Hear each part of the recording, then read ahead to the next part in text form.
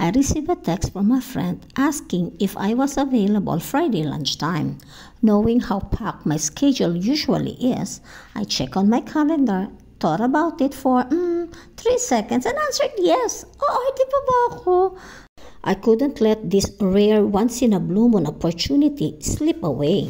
I woke up early the next day, headed to Alabang, ready and excited.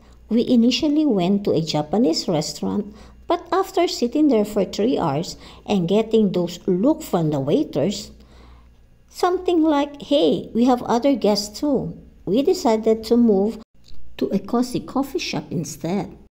We ended up at Sage Restaurant and Coffee Shop, and the conversation just kept on flowing.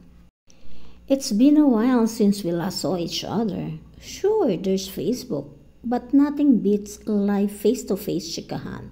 We talk about everything: work, life, kids, career, goals, family, love life, you name it, we covered it all.